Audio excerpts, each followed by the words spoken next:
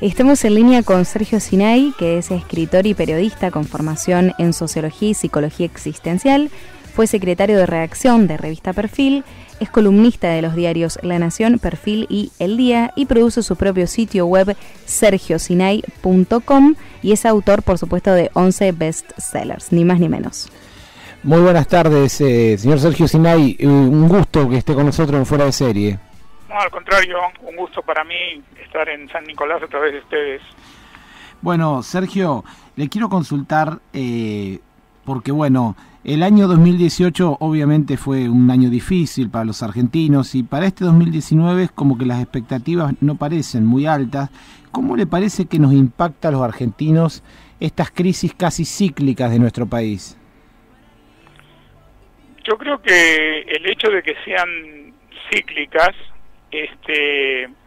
produce dos cosas. Por un lado, la idea de la naturalización, como que las cosas son así, digamos, ¿no? Y que estamos condenados, entre comillas, a estos ciclos. Eso es como en un organismo, digamos, si nuestro organismo es periódicamente atacado por algún tipo de virus, y no resolvemos eso desde nuestro sistema inmunológico, el sistema inmunológico se va deteriorando, bajan las defensas, como uno dice, y cada vez somos más vulnerables. Entonces, no es que simplemente esto que una crisis se soluciona saliendo de ella, y mucho menos cuando las crisis son repetitivas y por los mismos motivos. Se solucionan buscando, porque si solamente se trata de solucionar la crisis del momento, es como cuando en el caso de un síntoma, de una enfermedad, uno cree que eliminando el síntoma elimina la enfermedad.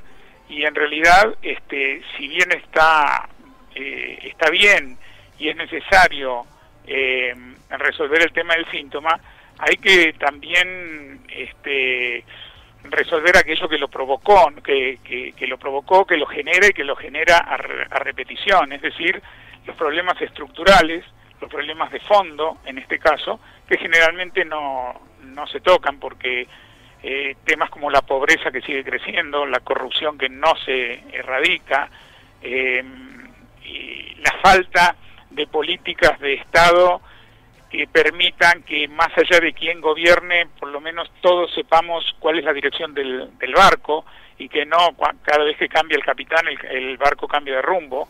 Es muy difícil navegar así porque finalmente no se llega a ninguna parte.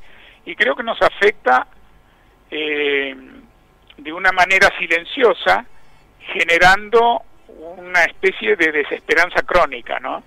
Que es la idea de que, bueno, las cosas son así, este país es así, acá no se puede, de esto no se sale. Y la verdad empezamos a repetir este tipo de frases sin entender a veces mucho qué significan, sin detenernos a desmenuzarlas un poco y a preguntarnos si realmente las cosas son así o pueden ser de otra manera y cuáles serían los caminos para que sean de otra manera. Porque yo creo que de lo que estamos afectados, por ejemplo, ahora se habla de que hemos vivido un diciembre tranquilo, de que hay una meseta, y esto que desde algunos sectores se ve como algo positivo, habría que preguntarse si no es un síntoma de desesperanza o como de una especie de depresión colectiva, de sensación de que, bueno, ¿qué vamos a hacer? Las cosas son así. A mí me parece que no hay... Y no me parece, no asoma por ahora, ya que este es un año electoral. Si el anterior fue difícil, quizás lo sea aún más porque es un año electoral, y no aparecen visiones convocantes, visiones comunes convocantes, visiones en donde, respetando la diversidad, respetando el hecho de que somos 44 millones de personas, muchas de las cuales nos agrupamos por intereses o prioridades distintas, pero no se busca cuál es el factor común que puede hacer que esta diversidad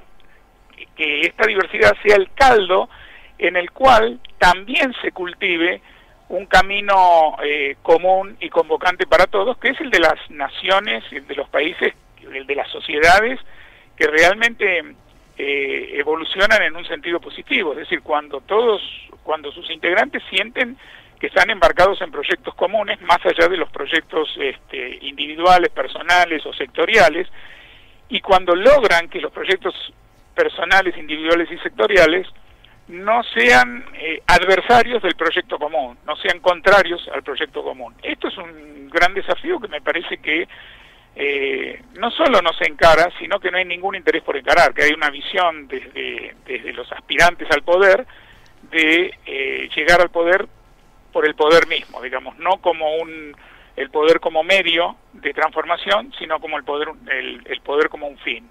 Una vez obtenido, se trata de retenerlo a cualquier precio y no de convertirlo en una herramienta que permita convocar a visiones o proyectos estimulantes para digamos, la gran mayoría de la sociedad, ¿no? Para el conjunto de la sociedad.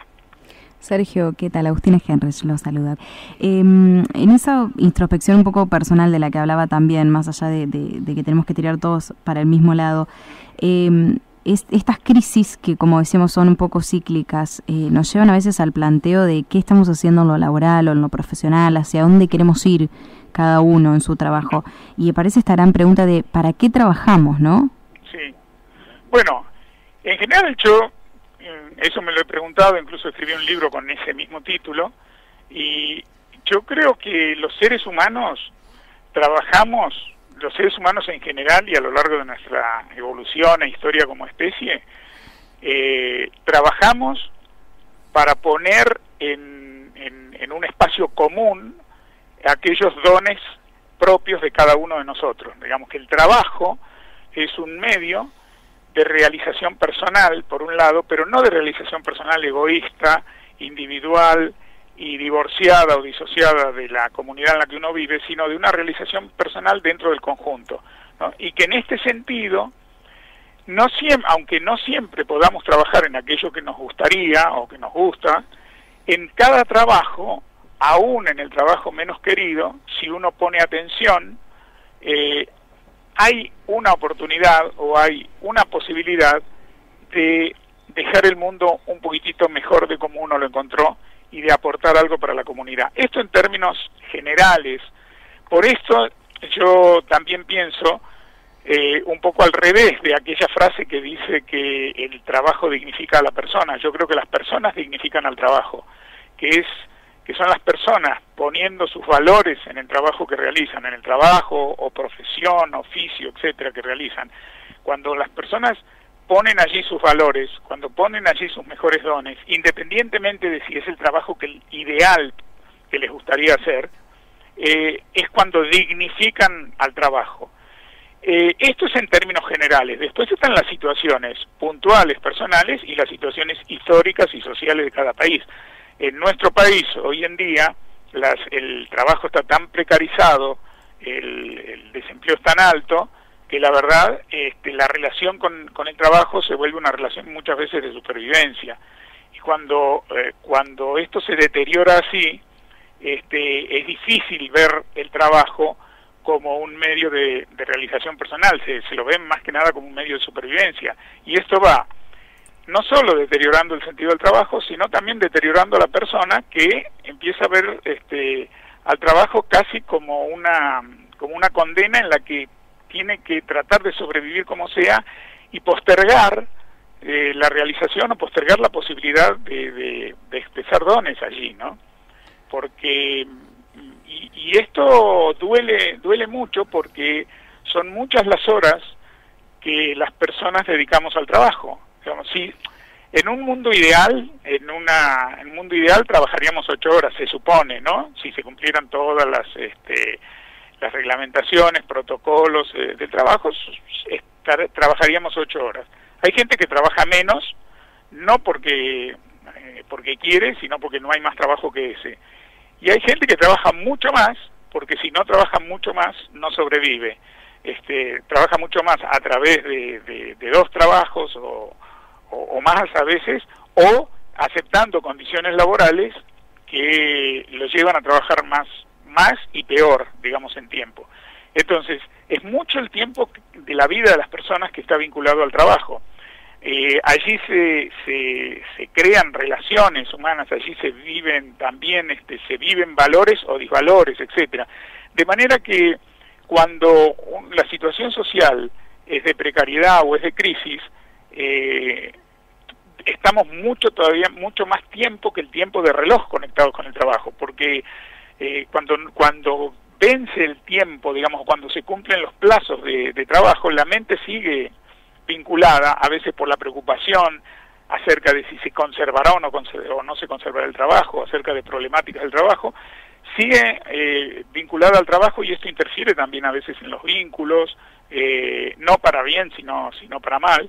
Y después está el que no tiene trabajo, que también vive pensando en el trabajo, es el de mucha gente desocupada o que se ha quedado sin trabajo, sigue conectada al trabajo, aunque ya no remunerado, ya no nadie le paga por eso, pero angustiada o preocupada por la posibilidad de encontrar vías laborales de supervivencia. Entonces, de alguna manera, garantizar y trabajar para que en una comunidad todos puedan trabajar, y además puedan trabajar de una manera realizadora para el conjunto y para sí mismos, yo creo que es una de las grandes responsabilidades de quienes aspiran a gobernar una sociedad, ¿no? Un país. Bien, Sergio, quizás uno de los temas más importantes de este último tiempo fue el destape de la corrupción en varios niveles. Digo, ¿le parece que entre los argentinos la lucha contra la corrupción es un valor? ¿La castigamos? Es decir, ¿lo tomamos en cuenta esto a la hora de votar? No, a mí me parece que no lo suficiente.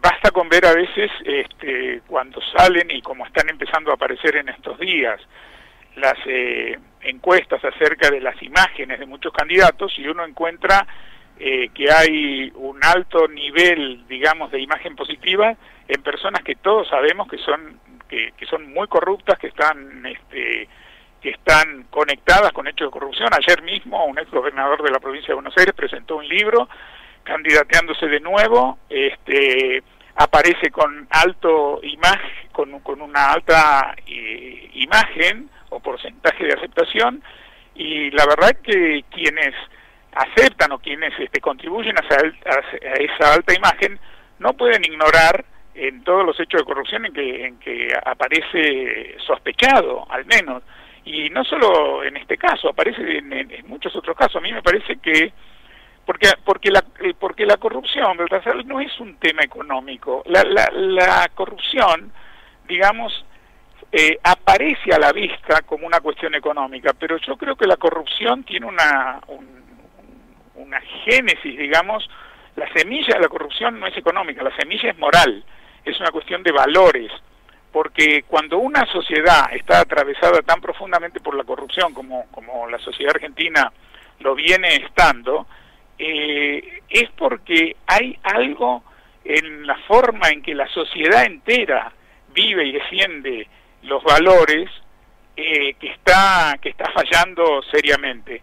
Entonces, la corrupción que vemos arriba, y la corrupción que se destapa a través de los cuadernos de Centeno, o a través de denuncias, o a través de investigaciones que se hacen ahora, eso que se destapa y sale a la luz, eso se gesta desde lo profundo de la sociedad, que de alguna manera lo genera, lo acepta, mira para otro lado, tiene sus propias pequeñas corrupciones cotidianas en los lugares en donde los ciudadanos se desempeñan, y eso termina generando el clima donde esta corrupción, que finalmente sale a la luz de manera espectacular, a través de los medios y de las denuncias y todo eso, parece que esa fuera toda la enfermedad. Y en realidad ese es el gran síntoma, pero la enfermedad está instalada en la sociedad. Cada uno se tiene que revisar a sí mismo en sus vínculos, en su forma de trabajar, en su forma de relacionarse, en su forma de pensar, en su forma de votar, también en su forma de actuar como ciudadano y de actuar como individuo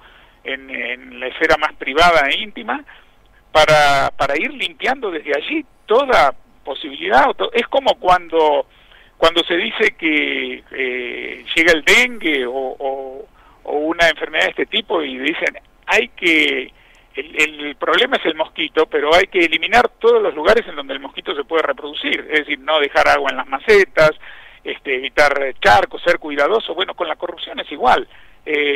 Lo que vemos en los medios, lo que sale y las denuncias son el mosquito, pero la sociedad entera tiene que trabajar, y yo creo que no lo hacemos lo suficiente en la Argentina para no dejar,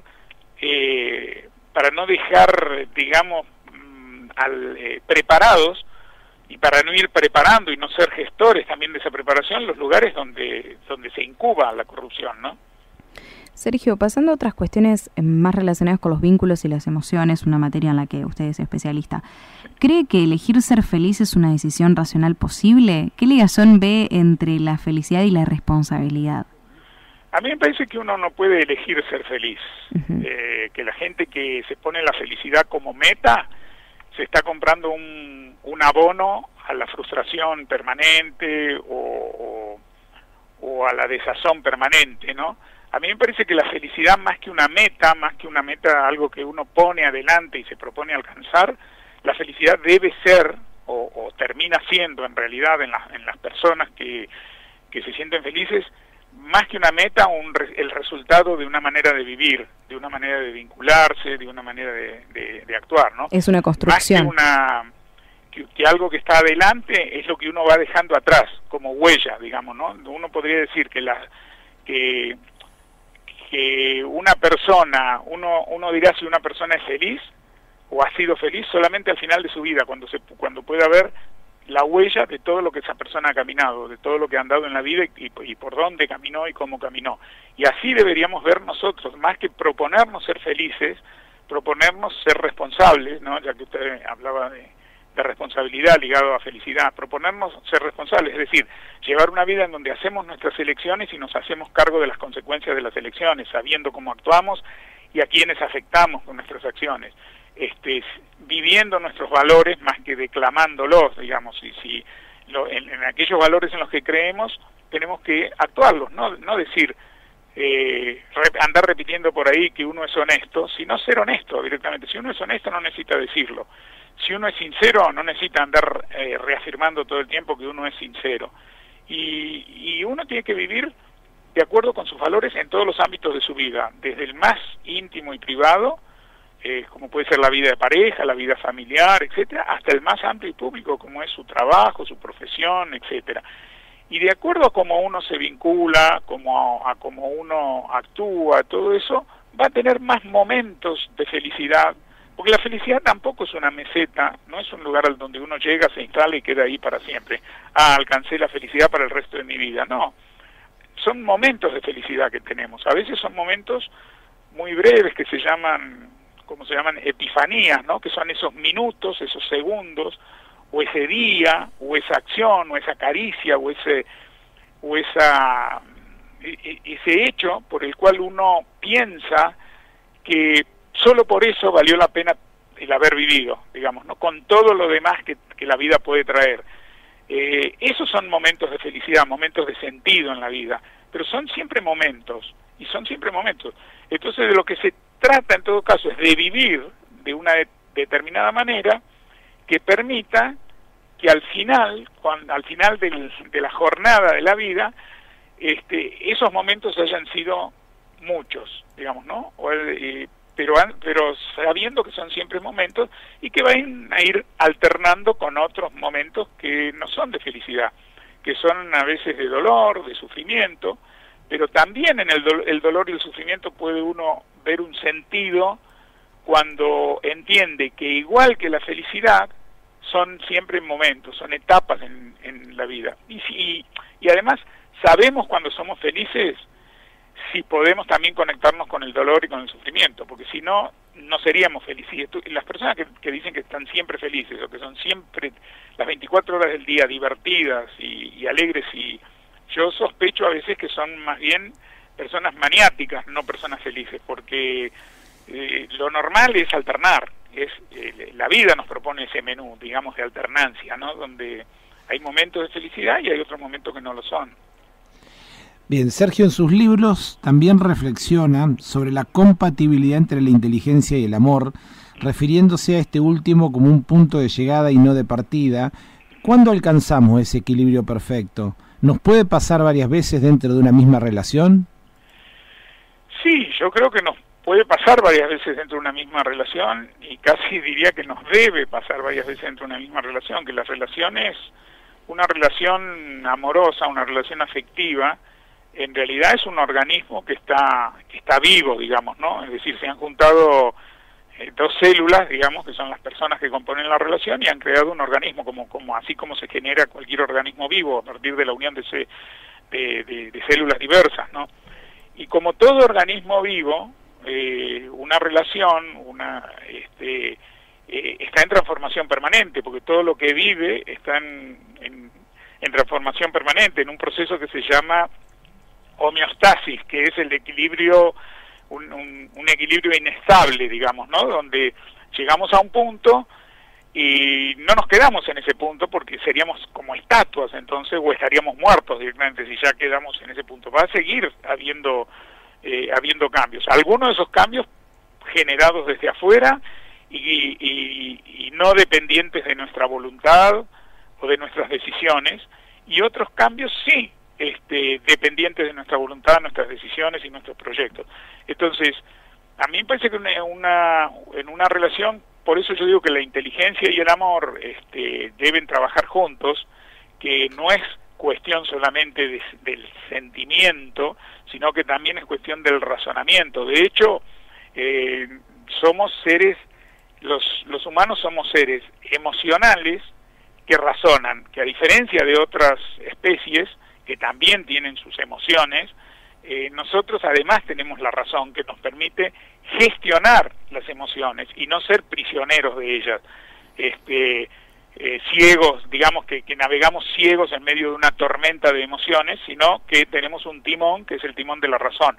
Y no hay que desechar la razón, el pensamiento, adentro de una relación. Eso no le quita ni méritos ni le quita profundidad al amor.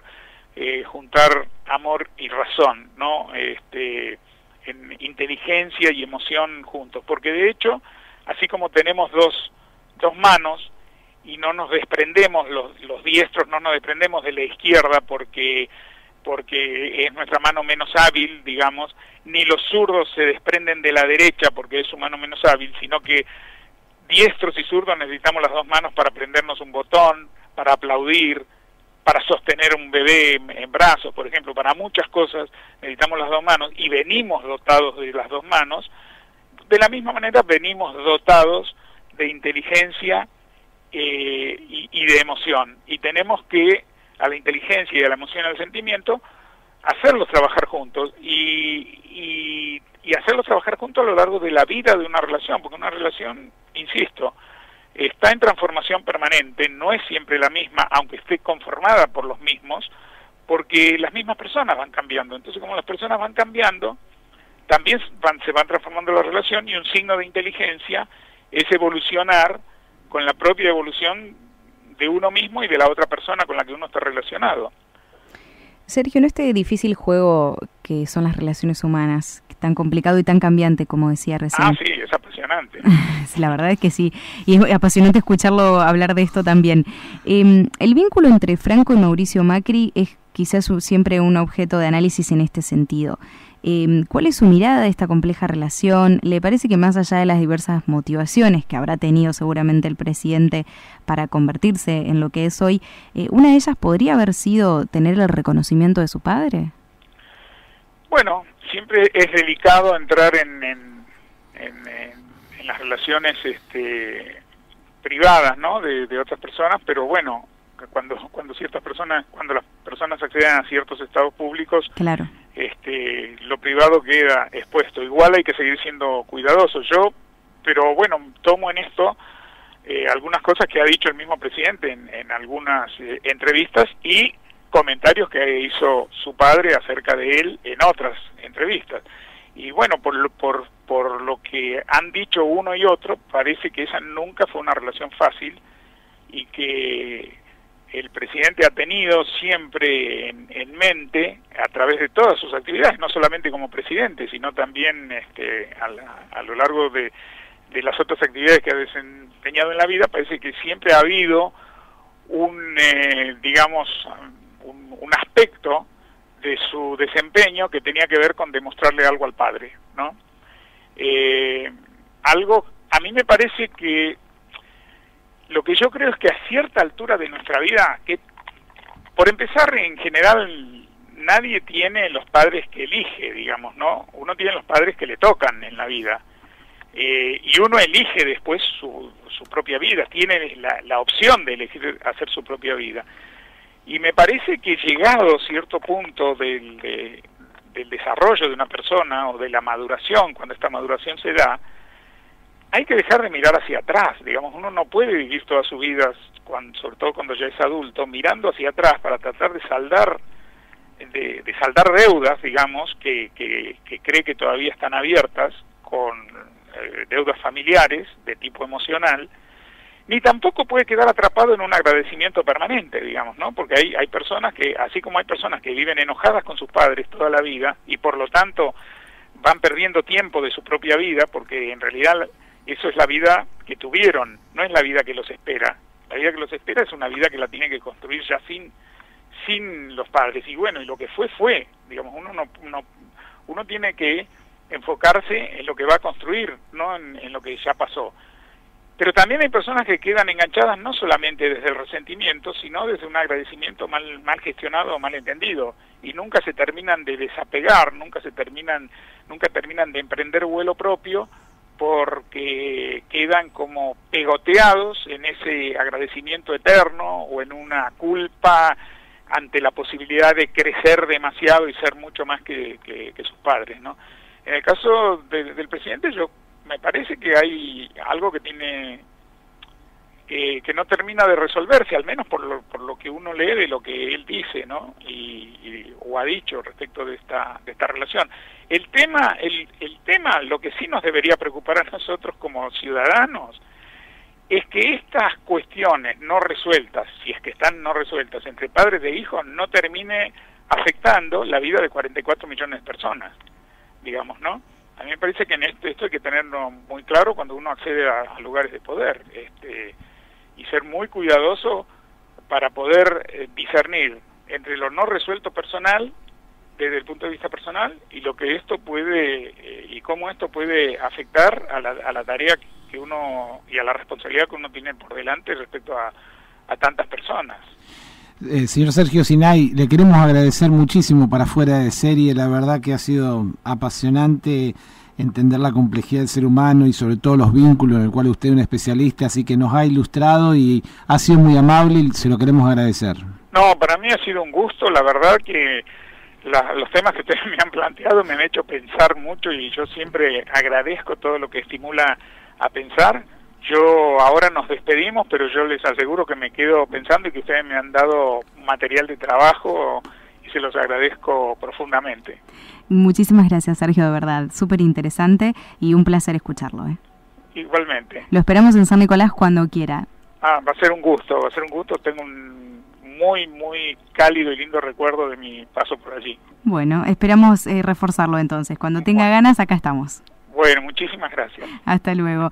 Era el señor Sergio Sinay, escritor y periodista especializado claramente en sociología y psicología existencial. La verdad es que, ¿qué podemos agregar? Fue impecable, me encantó. ¿A vos, Balta?